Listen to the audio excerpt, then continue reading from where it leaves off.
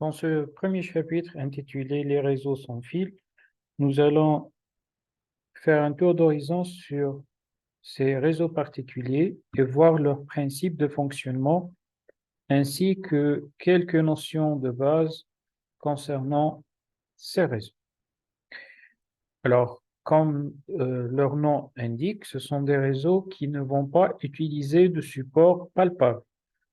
Cela veut dire que la communication entre les entités dans le réseau va se faire par le moyen de propagation d'ondes. Alors, ces réseaux sans fil, appelés en anglais Wireless Local Area Network, sont décrits dans une norme spécifique qui s'appelle la norme I3E 802.11. Dans tout ce qui va suivre après, nous allons l'appeler la norme 802.11.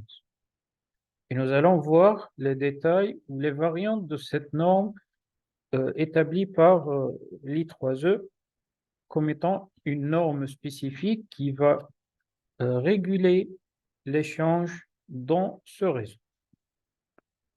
Alors, avec cette norme-là, déjà, les communications, comme j'ai dit, vont s'effectuer d'une façon sans fil. C'est-à-dire qu'on va éliminer le support palpable, le support physique, comme la fibre optique ou bien les câbles coaxiaux, ou bien sûr la paire torsadée, ou quoi que ce soit comme support de transmission palpable, pour le remplacer par le meilleur conducteur des ondes, que ce soit électromagnétique ou autre, qui est l'air libre.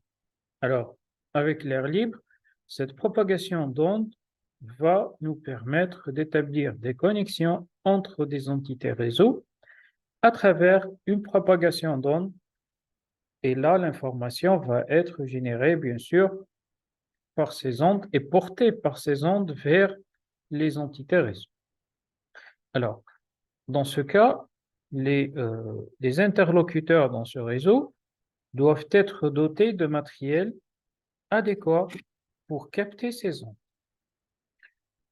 Et on va y revenir sur ça dans ce chapitre avec les composants ou bien les composants ou bien le matériel nécessaire pour que les interlocuteurs ou bien les entités du réseau doivent posséder pour communiquer mutuellement. Alors, ces réseaux vont nous permettre de mettre en place ou d'étendre des réseaux informatiques sans avoir recours à une infrastructure filaire. Et aussi, il va nous faciliter la nomadisation des entités réseau, en utilisant bien sûr tout ce qui est portable et tout ce qui est point d'accès public ou hotspot. Alors, si on va dire que on va résumer les avantages de ces réseaux, c'est que on va pas avoir recours à un support filaire. Ça, c'est la première des choses. Bien sûr, en conséquence, si on n'a pas recours à ces supports filaires, on aura plus de liberté de mobilité. C'est-à-dire que l'entité réseau dans ces réseaux sans fil peut se déplacer dans une zone bien spécifique. On va parler de cette zone qu'on va l'appeler le rayon de mobilité. Alors, ce rayon de mobilité, ou dans ce rayon de mobilité, les entités réseau peuvent capter l'information lorsqu'ils sont dans ce rayon de mobilité. Et là, c'est un avantage pour l'utilisateur qui peut communiquer de façon sans fil, sans avoir à se mettre sur un espace fixe sans se déplacer. Mais là, on peut se déplacer et en même temps, on peut communiquer et recevoir de l'information malgré qu'il n'y aura pas de communication, il n'y aura pas de fils qui vont véhiculer l'information. C'est pour cela qu'on a dit que ces réseaux vont faciliter d'être nomade dans le réseau, c'est-à-dire se déplacer. Et en même temps, avec ces réseaux, on peut aussi être un point d'accès. C'est à la fois recevoir de l'information, mais on peut aussi donner de l'information comme étant un point d'accès ou bien un relais. Et tous ces termes vont être abordés en détail durant ce programme ou le programme de ce module. Alors, si on revient sur la normalisation, mais avant cela, jetons un coup d'œil ou parlons un peu sur les ondes électromagnétiques. Alors, ces ondes électromagnétiques ont une portée bien spécifique. Alors, l'onde générée va épuiser son énergie, c'est-à-dire qu'elle va se propager jusqu'à épuiser son énergie. Et cette onde, ou le milieu le plus adéquat pour la propagation de ces ondes, c'est l'air. C'est l'air libre qui va permettre à ces ondes de se propager et d'épuiser leur énergie jusqu'à arriver à destination. Alors, la norme 802.11 a été conçue pour normaliser cet échange avec de différentes variantes. On va jeter aussi un coup d'œil sur ces variantes A, B, C, D, G, I, et on va les voir par la suite et la différence entre ces normes-là. Alors, mais la base, c'est la norme 802.11 qui a été créée par l'I3E, c'est l'Organisme international d'électricité, et qui va générer cette norme et qui va donner un cadre pour la propagation ou bien pour le fonctionnement de ces réseaux. Alors, les révisions ou les versions qu'on a citées, A, B et autres, visent à améliorer le débit ou bien améliorer la sécurité. Parce que avec ces réseaux sans fil, on a deux aspects essentiels. Le premier, c'est l'aspect débit, c'est-à-dire comment augmenter le débit. Comme vous le savez, le débit, c'est la quantité d'informations véhiculée par unité de temps. C'est-à-dire qu'à chaque fois que cette quantité elle est importante par l'espace de temps, à chaque fois que le réseau il est plus rapide. Et à l'inverse, c'est le débit.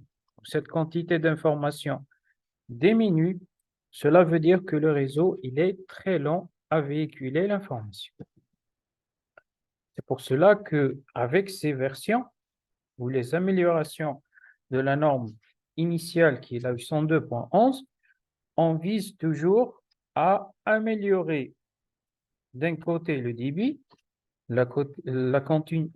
améliorer le débit qui est la quantité d'informations véhiculées par unité de temps, et en même temps viser sur un autre aspect très important dans ces réseaux sans fil, c'est la sécurité de ces réseaux. Parce que à l'encontre des réseaux filaires, ces réseaux peuvent être captés par n'importe quelle entité réseau. Parce que, comme on a dit dans le premier diapo de cette présentation, ces ondes vont épuiser leur énergie et se propager dans l'air d'une façon libre. Celui qui possède les moyens de les capter peut recevoir ces ondes.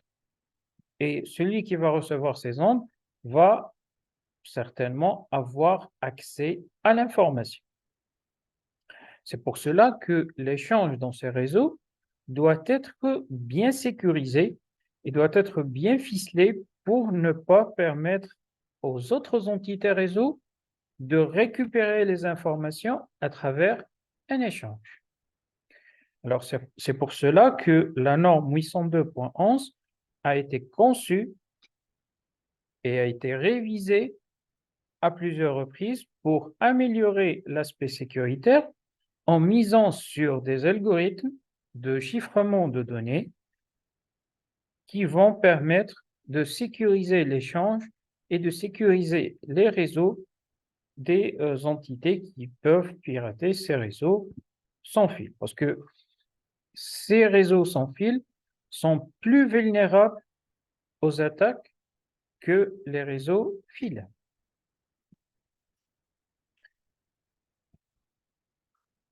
Si on pose cette question, pourquoi ils sont plus vulnérables? C'est parce qu'on peut les capter aisément.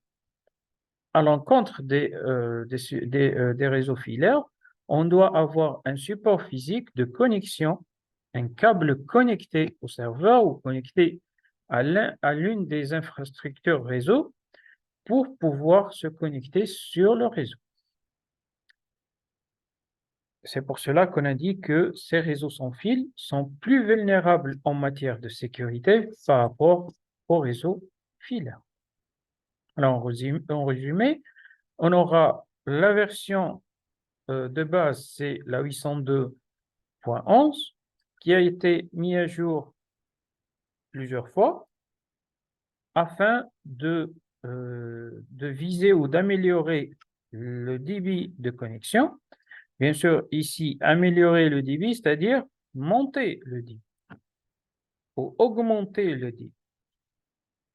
Et en même temps, c'est améliorer la sécurité en introduisant, bien sûr, des algorithmes bien spécifiques qui vont aider à sécuriser ces réseaux.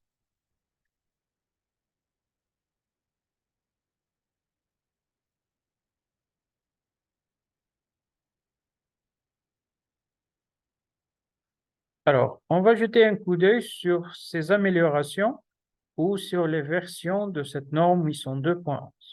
Alors, commençons déjà par la première, qui est la 802.11a, où avec cette norme, on aura un débit ou un débit qui est maximum, qui est fixé à 54 mégabits par seconde. C'est-à-dire, théoriquement, on aura un débit maximal qui peut atteindre 54 mégabits par seconde. C'est ça le débit théorique qui est défini par cette norme et c'est ça la quantité d'informations véhiculée par l'espace de temps. Bien sûr, on parle de débit maximum. C'est un débit maximum défini par cette norme. Alors, les normes ou les réseaux qui vont fonctionner selon cette norme-là ne peuvent pas aller au-delà de 54 mégabits par seconde. Et aussi, cette norme va spécifier 8 canaux radio dans la bande de fréquence de 5 GHz. Alors, les canaux radio sont des canaux où on va utiliser des fréquences de transmission. Si on revient sur l'aspect ou les aspects de propagation par rapport aux ondes électromagnétiques, on va trouver que ces ondes radio vont se propager en utilisant des fréquences spécifiques. Et à travers ces fréquences spécifiques, on aura une propagation de ces ondes à travers l'air libre. Alors, dans cette norme-là, on va utiliser 8 canaux de transmission, 8 fréquences, 8 canaux radio de transmission sur une bande de fréquence qui peut atteindre jusqu'à 5 GHz. C'est la fréquence utilisée par cette norme-là, ou la fréquence max utilisée par cette norme-là, pour transmettre l'information. Bien sûr, celui qui va dire fréquence, il va dire aussi énergie. On aura toujours cette analogie entre les deux, la fréquence et l'énergie, et on aura une relation entre cette énergie et la fréquence utilisée. Alors, voici un tableau qui va nous expliquer aussi comment on va avoir les portées selon cette norme. Alors, la portée, c'est en mètres. la portée du réseau en mètres. Et là, on parle de rayon de fréquence. C'est le rayon de mobilité. Alors, si on a un débit de 54 mégabits par seconde, on aura un rayon de mobilité de 10 mètres, c'est-à-dire dans un cercle de rayon de 10 mètres, on peut accéder au réseau, c'est-à-dire on peut avoir une connexion au réseau. Voici comment on peut dessiner ce rayon ou cette portée. Vous avez ici le fournisseur d'accès, ou bien celui qui va transmettre l'information. Alors, dans un rayon de 10 mètres, dans n'importe quel point ici, on peut accéder au réseau et on peut faire une connexion réseau avec un débit qui peut atteindre jusqu'à 54 mégabits par seconde. Au-delà de cette portée, je ne peux pas me connecter à ce débit-là. C'est-à-dire, dans ce rayon de 10 mètres, j'aurai accès au réseau avec un débit maximum qui peut atteindre 54 mégabits par seconde. Et chaque fois que je vais m'éloigner, où le rayon va augmenter, le débit va diminuer. Vous allez le constater avec ce tableau-là.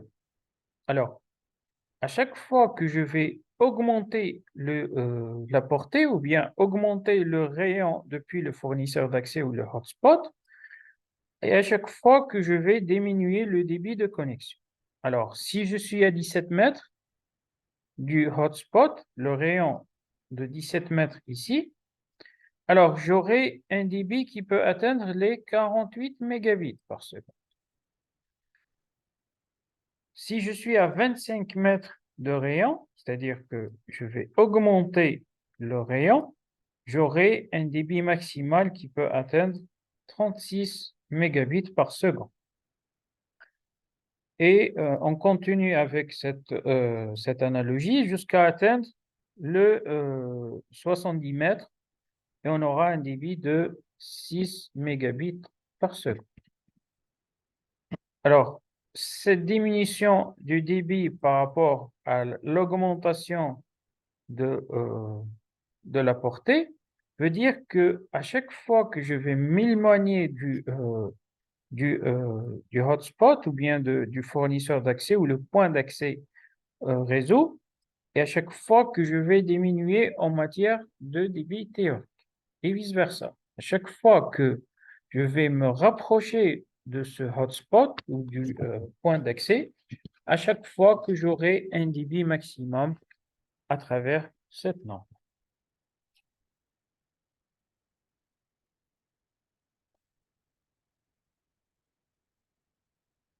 Alors ça, c'est par rapport à la norme 802.A.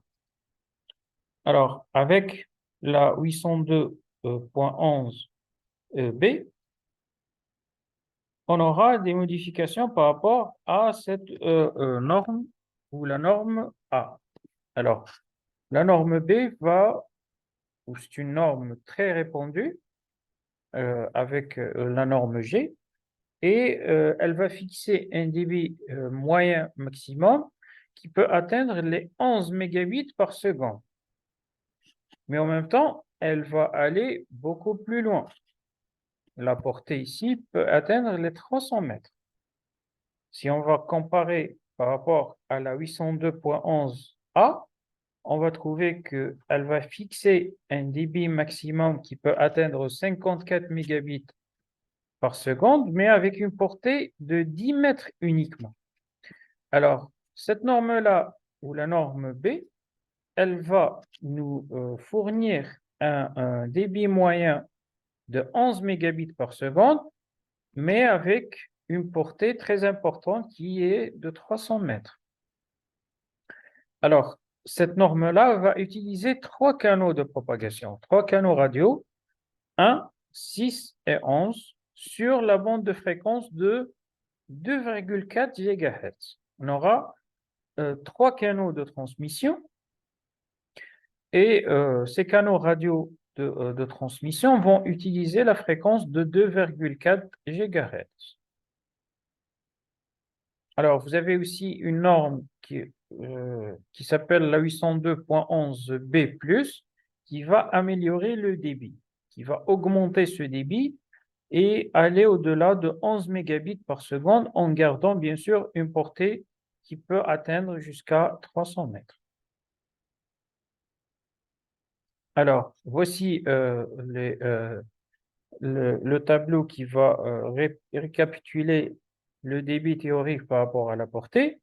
Alors, vous avez les 11 mégabits par seconde qui peut atteindre soit en intérieur ou bien en extérieur les 50 mètres ou bien les 200 mètres. Avec 5,5 mégabits par seconde, on aura en intérieur 75 mètres et en extérieur 300 mètres.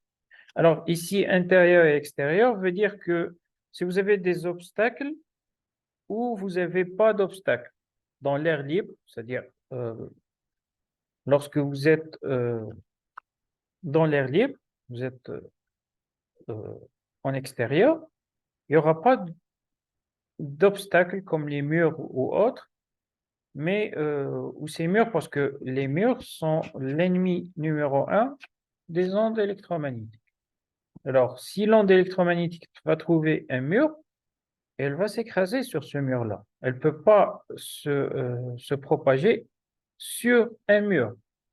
C'est pour cela qu'on aura du mal à capter énormément lorsqu'on est en intérieur. Je vais pas dire que on n'aura pas une propagation, mais on va avoir une propagation qui est diminuée par rapport à l'intérieur qui possède des murs d'intérieur qui vont certainement être des barrières par rapport à la propagation de l'onde électromagnétique.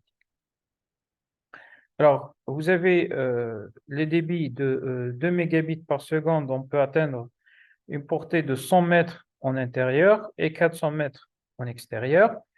Et avec 1 mégabit, vous avez 150 mètres et 500 mètres en intérieur et en extérieur. On reste toujours avec la même théorie ou la même philosophie où vous avez à chaque fois que le débit va diminuer, la portée va augmenter et vice-versa. À chaque fois que vous avez un débit qui est plus important, vous allez avoir une distance qui va augmenter, que ce soit en intérieur ou bien en extérieur.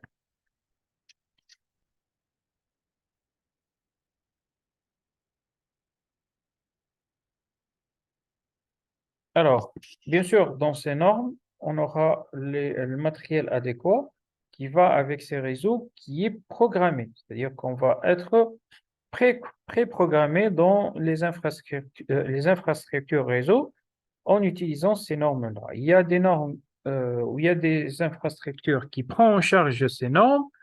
Il y a des infrastructures qui ne prennent pas en charge ces normes où il prend uniquement une seule norme. Alors, passons à la 802.11g. Alors, c'est une norme qui est compatible avec la 802.11b, c'est-à-dire que je peux les trouver les deux sur un même équipement réseau. Alors, vous avez cette norme qui va nous offrir un débit qui peut atteindre 54 mégabits avec, bien sûr théoriquement, avec une bande de fréquence ou l'utilisation de 3 bandes de fréquence radio et une fréquence maximale qui peut atteindre les 2,4 GHz. Alors, si on va faire une analogie par rapport à la norme 802.11a, on va trouver que cette norme-là, elle va, offrir le même débit théorique utilisé par rapport à la norme 802.1. Bien sûr, je parle théoriquement ici, et réellement, ça peut descendre moins, jusqu'à 30 mégabits par seconde. Et on va utiliser 3 canaux radio. C'est-à-dire qu'avec cette norme-là, je vais utiliser le débit qui a été utilisé par la norme 802.A Et en même temps, je vais utiliser les spécifications de la norme 802.11b en matière de canaux de radio de transmission et en matière aussi de canaux de bande de fréquence utilisée. Alors, avec cette norme-là, qui est la 802.11g,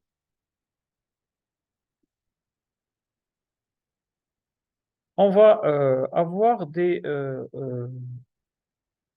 tableaux, bien sûr, en extérieur et en intérieur, et on va avoir des portées qui sont raisonnables par rapport au débit. Toujours le même principe, augmenter la portée à chaque fois que le débit va diminuer.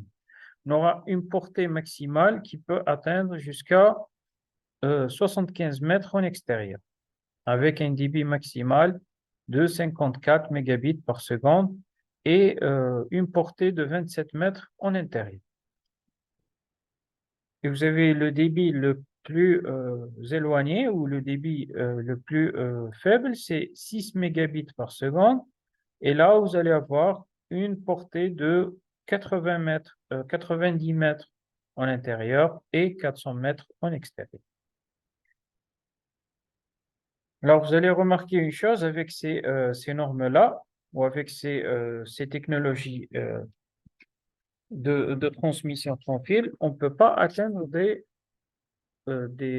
distances gigantesques. On ne peut pas avoir ces distances gigantesques. On parle de distances en mètres, de centaines de mètres, à la rigueur, 1 kilomètre au grand maximum, si on peut l'atteindre avec des répéteurs. Avec la technologie filaire, on peut atteindre des centaines, voire des milliers de kilomètres par transmission en utilisant un support filaire. Mais avec ces supports sans fil, la portée ou bien la distance à parcourir avec le réseau, elle est beaucoup moins faible que celle utilisée par les réseaux filaires. Cela est dû, bien sûr, à la technologie utilisée, qui est la technologie de propagation d'ondes électromagnétiques.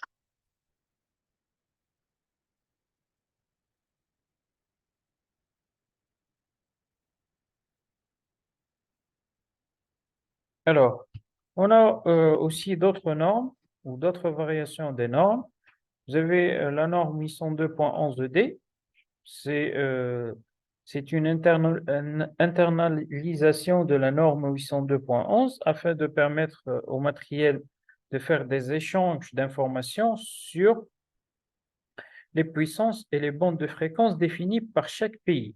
Alors là, on est en train de faire de cette norme-là, avec la 802.11d, on est en train de faire la norme 802.11 d'une façon internationale. Parce que, comme vous le savez, les pays n'utilisent pas les mêmes bandes de fréquences. Alors, on a des différences d'utilisation des pays, des bandes de fréquences dans chaque pays. Alors, avec cette norme-là, qui est la 802.11d, on va essayer d'adapter les débits proposés par la 802.11 afin de les adapter aux bandes de fréquences de chaque pays ou chaque région spécifique qui va définir ses propres bandes de fréquences. Alors, vous avez aussi la 802.11c qui va faire une modification de cette norme 802.11d pour créer un pont entre la 802.11 comme norme principale vers la norme 802.11d.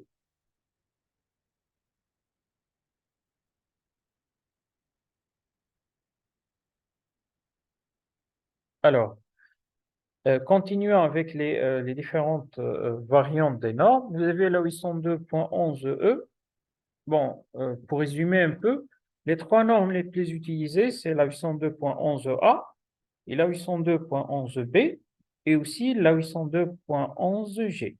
La plus populaire, c'est la 802.11g. Alors, avec ces variantes, vous avez des cas particuliers ou bien vous avez des adaptations pour des cas particuliers ou bien des choses qui prennent en charge des cas qui ne sont pas pris en charge par la 802.11 A, B ou G, et on va les adapter en utilisant ces variantes de normes. Alors, la 802.11e, elle est conçue pour faire une amélioration de la qualité du service afin d'obtenir une meilleure utilisation de la bande passante pour tout ce qui est en rapport avec la transmission de la voix et aussi de la vidéo. Et avec cette norme-là, on l'utilise beaucoup plus pour tout ce qui est voix sur IP, c'est-à-dire la bande téléphonique en utilisant les adresses IP, et aussi les transmissions vidéo. On l'utilise pour faire les transmissions vidéo, les appels téléphoniques et autres. On est sur cette norme-là pour améliorer la qualité du service qui mise sur la transmission de la voix et de la vidéo. Alors, on remarque que cette norme a été conçue pour prendre un cas particulier d'une transmission qui est la transmission de la voix et de la vidéo. Alors, vous avez aussi la norme 802.11f qui va définir l'interopérabilité des points d'accès, ou ce qu'on appelle l'itinérance ou le roaming. Alors, le principe d'itinérance ou de roaming, c'est que vous avez un aspect réseau, et lorsque vous allez vous déplacer d'un point vers un autre, on va adapter ce que vous êtes en train d'utiliser dans cette région pour l'autre région. Je vais vous donner un exemple. Alors, si vous êtes en Algérie, vous allez utiliser, par exemple, euh, un téléphone d'une puce quelconque, Ooredoo, ou bien Jay-Z, ou bien Mobilis.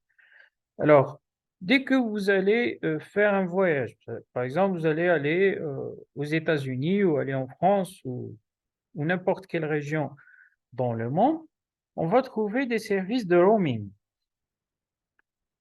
Alors, ce roaming veut dire que vous allez garder votre puce, par exemple la puce Mobilis, vous allez la garder, vous allez garder votre numéro de téléphone et vous allez vous jouir des aspects proposés par l'opérateur qui est dans la région que vous allez visiter. C'est-à-dire, si vous êtes en France, vous allez garder par exemple Mobilis, mais basculer vers un autre opérateur qui est par exemple France Télécom, bien Orange, qui va assurer le relais du roaming. Bien sûr, on aura des frais à appliquer, c'est-à-dire l'utilisateur va payer beaucoup plus cher pour les services de roaming ou l'itinérance, mais il va utiliser sa puce dans cet espace qui n'est pas l'espace géographique de son pays. C'est pour cela que cette norme a été définie, c'est pour faire ce roaming, c'est-à-dire que vous allez vous déplacer de votre zone de couverture vers une autre zone où vous n'allez pas avoir cette couverture, mais vous allez avoir un autre opérateur qui va vous prendre en charge et vous allez garder votre numéro de téléphone et faire des appels de la manière la plus simple possible. Alors ça, c'est par rapport à la norme 802.11f, c'est pour définir l'itinérance ou bien le roaming. On a une autre norme qui est la 802.11h qui va se rapprocher de la norme mère, rapprocher la norme mère 802.11 de la norme européenne EPER-LAN 2. Alors, vous avez cette norme qui est la 802.11, qui est une norme internationale, c'est-à-dire qu'elle a été définie par un organisme international. Alors, pour les Européens, on a une autre norme européenne, c'est-à-dire qu'elle est appliquée en Europe. Ça s'appelle la EPER-LAN 2. Alors, on va l'aborder dans le cours prochain, Inch'Allah. C'est une norme européenne qui va utiliser ses propres spécifications par rapport à la 802.11. Et là, ceux qui ont conçu la 802.11h vont essayer de rapprocher cette norme qui est la 802.11 vers la norme européenne, c'est-à-dire converger entre ou faire la convergence entre la 802.11 qui est une norme internationale et la norme européenne qui est la Apple Line afin d'être bien sûr conforme avec les réglementations des États européens. Là, on va, dans le cours suivant, essayer de définir cette norme européenne et comment elle va fonctionner par rapport à la norme 802.11.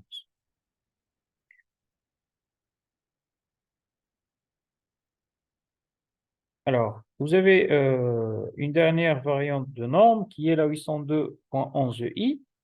Alors, cette norme a été conçue pour faire une amélioration en termes de sécurité. C'est-à-dire, elle a introduit tout ce qui est en rapport avec la sécurisation des réseaux sans fil. Et là, on parle d'authentification dans le réseau, de cryptage d'informations, de distribution de clés et bien sûr, cryptage de données, comment établir des mots de passe, comment s'authentifier sur le réseau et comment crypter l'échange entre les entités réseau. Et là, avec l'introduction d'algorithmes spécifiques de chiffrement de données qui s'appelle le AOS, Advanced Encryption Standard. Et alors, avec cette norme, on va s'appliquer, ou cette norme-là, elle va s'appliquer un peu partout pour les autres normes afin de définir l'aspect sécuritaire. C'est-à-dire que cette norme-là, elle va s'ajouter à la norme 802.A, 802.B, 802.11G afin d'établir l'aspect sécuritaire et l'aspect de cryptage d'informations et cryptage de données vers les autres normes, c'est-à-dire doter les autres normes d'un aspect sécuritaire afin de se protéger des pirates informatiques qui peuvent accéder au réseau. Et pour cela, la 802.11i a mis en place un algorithme qu'on va l'aborder par la suite, qui est le WPA2, afin d'établir un système de sécurisation de données, un système d'authentification et chiffrement de données.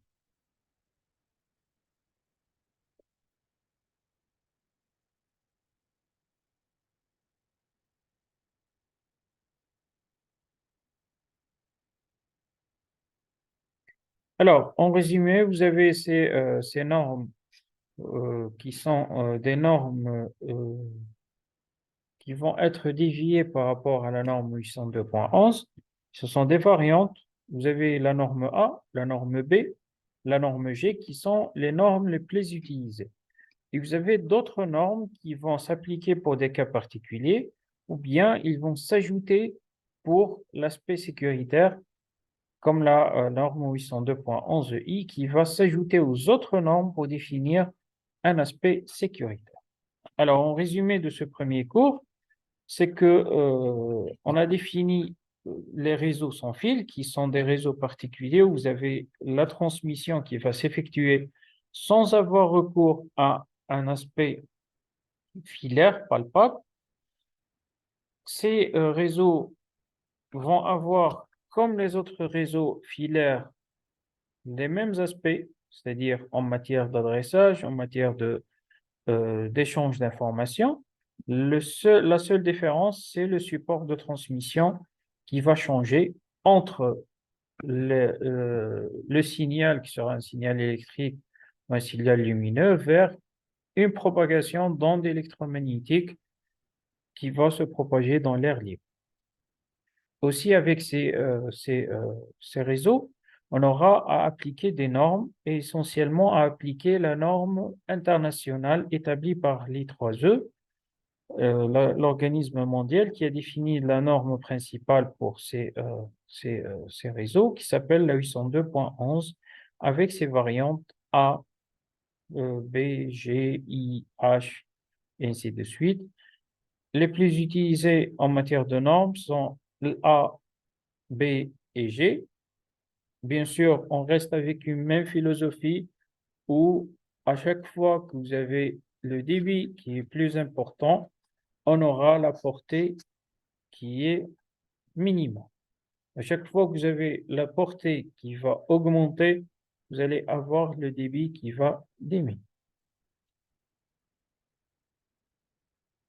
Alors, dans les cours suivants, on va voir les différents équipements réseaux utilisés dans ces réseaux sans fil et aussi la différence en matière de normes, en matière de canaux de transmission et en matière de bande de fréquence.